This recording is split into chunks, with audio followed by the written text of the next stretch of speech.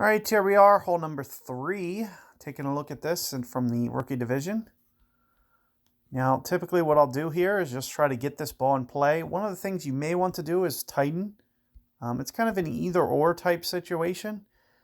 It's really nice for the second shot. So if you are to do this, it will make the second shot a lot easier for you. So what I'm thinking is somewhere around here.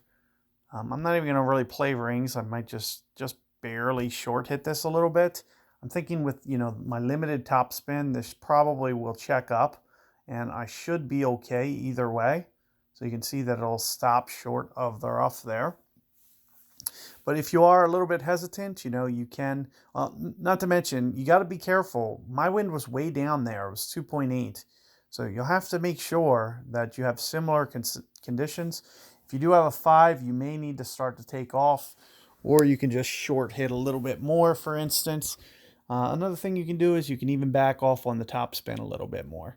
Now, one of the things that I did do is I did bring Big Dog. It does make that second shot just a little bit easier for you to execute, especially with early clubs, considering that it already has the max distance, and most of your clubs probably have like 166 to 170. Having that extra, all the way to 180 is really going to make things a lot easier. We won't even need to overpower here.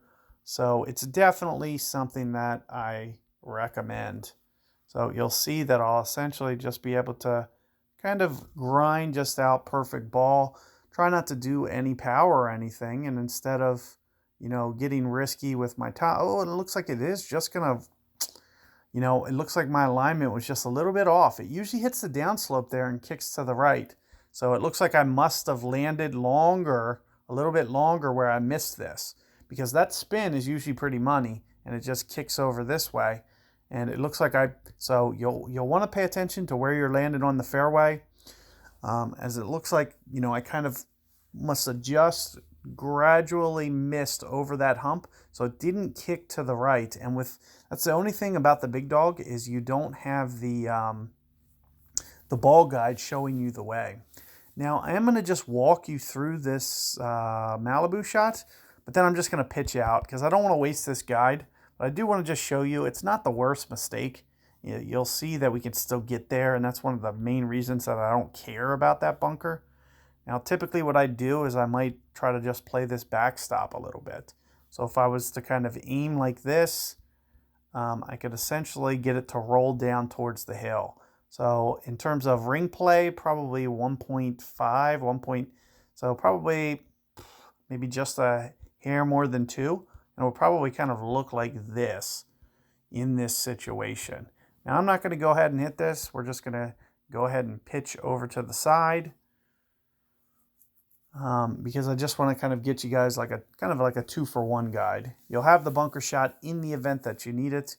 Or similarly with a rough shot, if you do fall into the rough there, you'll want to take a similar strategy and just try to use that backstop funnel.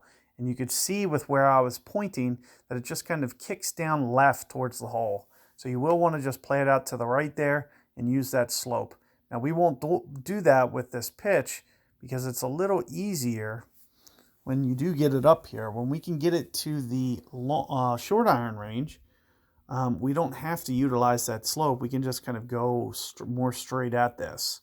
So one of the things that you'll see that I do, I don't know what the accuracy on this is, probably 90, but I'm not sure. So with that in mind, 90 accuracy, towards max club, but just a little bit light. Thinking somewhere around here for the ring play. Actually, you want to play that third hop pretty tight on the hole, typically. So I'm going to do something around this. I'm going to go pretty close to my max adjustment. So almost 2 full rings here.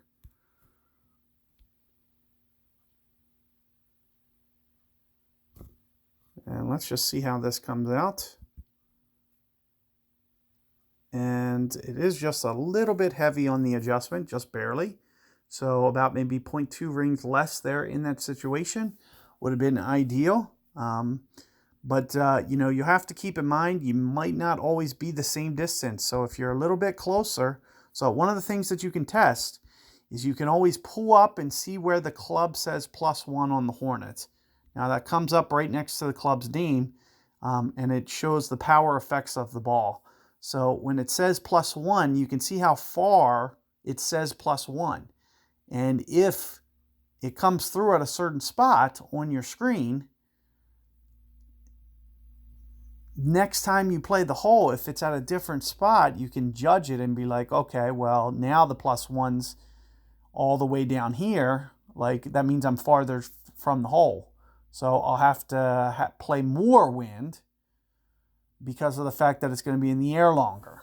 And vice versa. If the +1 ends up well behind the hole, kind of at a different spot, then you know that you're closer than that original adjustment. You have to under adjust a little bit because it's going to be in the air less. So these are the type of things that you want to be thinking about when you're going about that adjustment. So keep that in mind. Good luck, and I'll see you guys on 4 momentarily.